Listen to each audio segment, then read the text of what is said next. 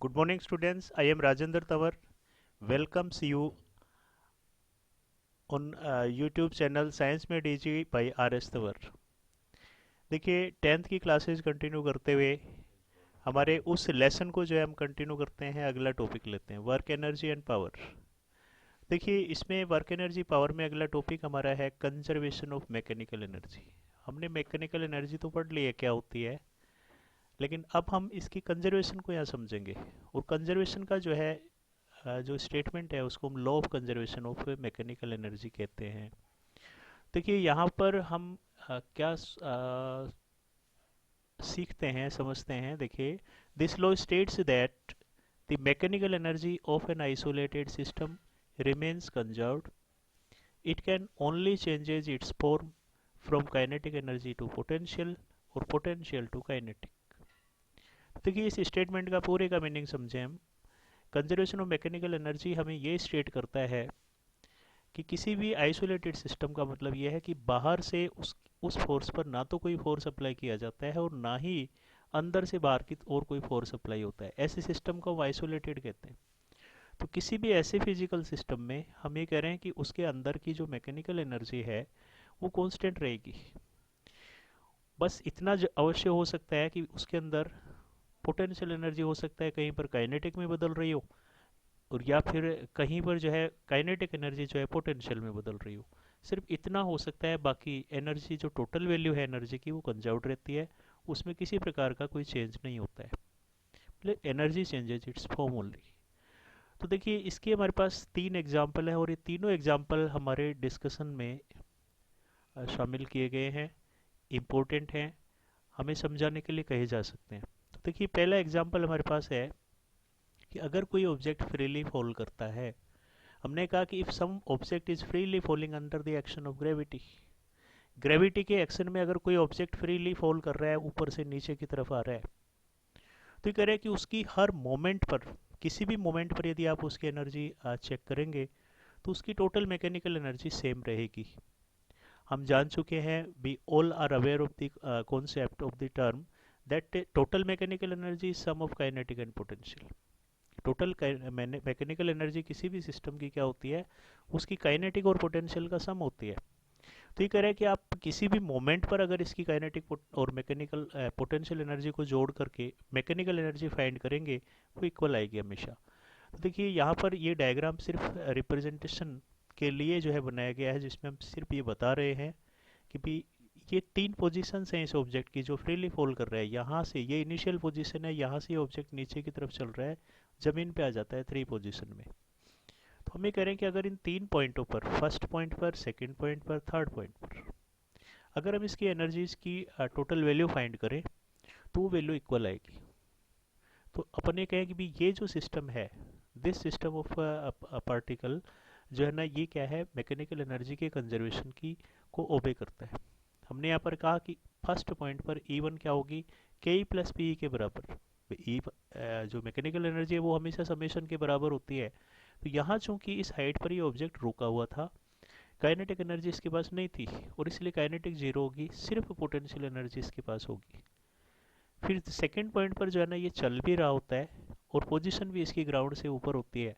तो इसलिए अपन ये कहते हैं इसके पास दोनों प्रकार की एनर्जी होती है, काइनेटिक भी होती है, पोटेंशियल भी होती है। और इसलिए हम कहते हैं मैकेनिकल एनर्जी जो है ई टू किसके इक्वल होगी, के ई प्लस पी के। लेकिन थर्ड पोजीशन में क्या होता है, इसकी हाइट जीरो हो जाती है। Now it has reached to the ground. अब ये जो है ग्राउंड पर पहुंच चुका है।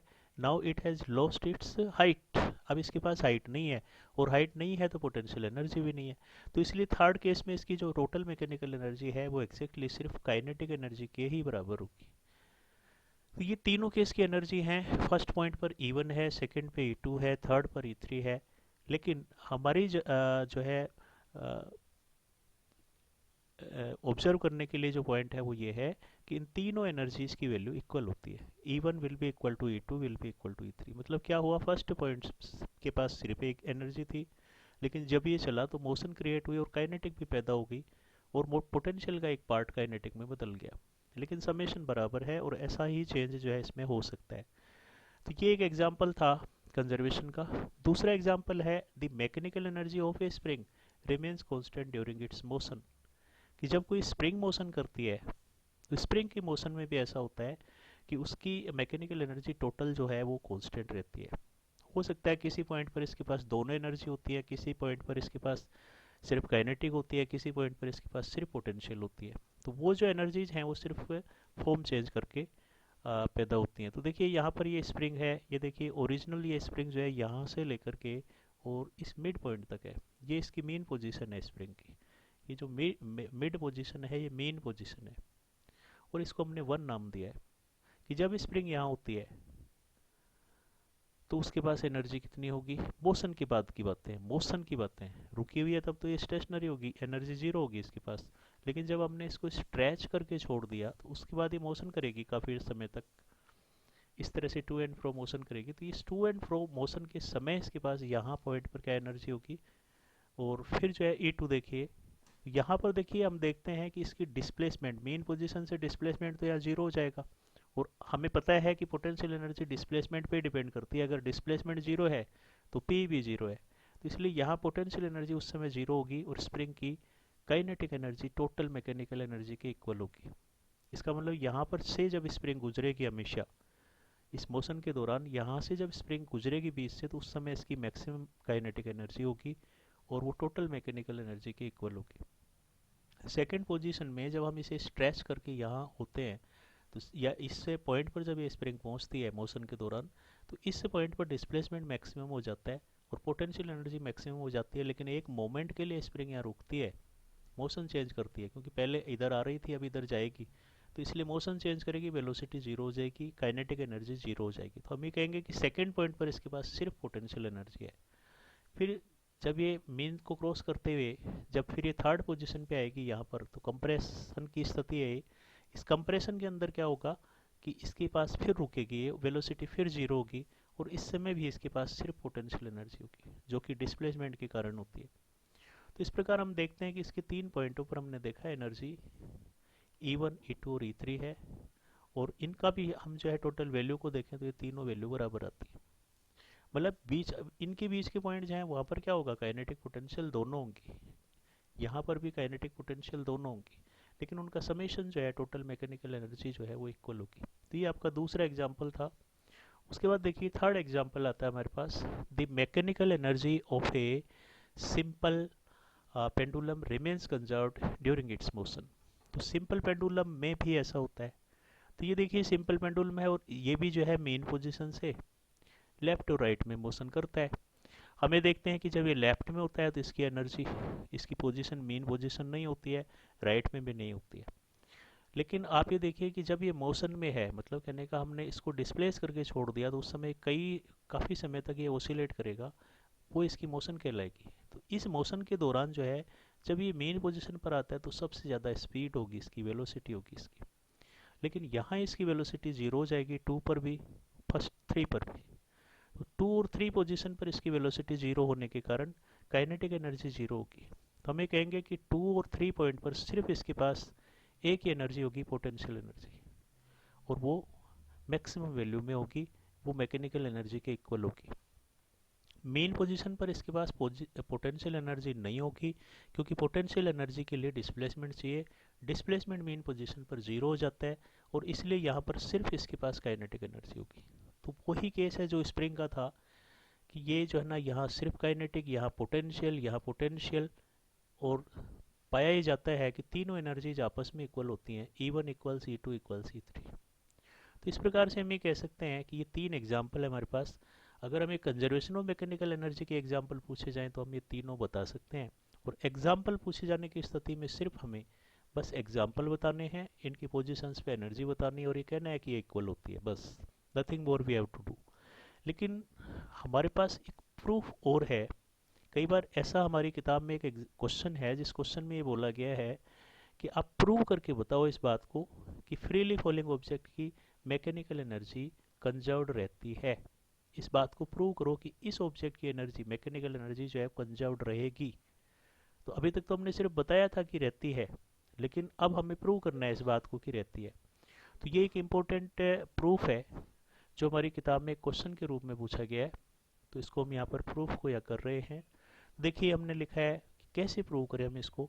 पहले हम एज्यूम करते हैं कि एक ऑब्जेक्ट है जो 1 पॉइंट से 2 पॉइंट को क्रॉस करते हुए 3 पॉइंट ग्राउंड पर आ जाता है।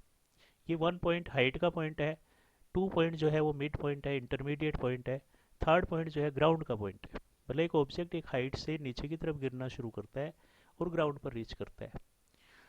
तो इसके लिए हम इस बात को प्रूव करेंगे कि तीनों पॉइंटों पर इसकी एनर्जी सेम रहती है। तो देखिए हमने प्री सिचुएशन एजम्पशन में हमने लिखा है कि to prove that mechanical energy of a freely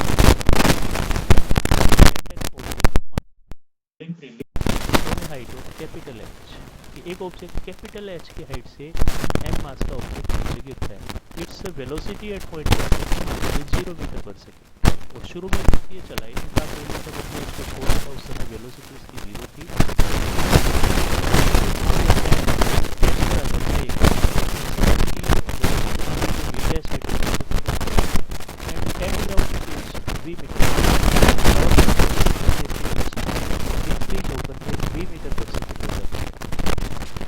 इस केस में हम ये कहेंगे कि हम तीनों पॉइंटों की एनर्जी अलग अलग फाइंड कर लेते हैं।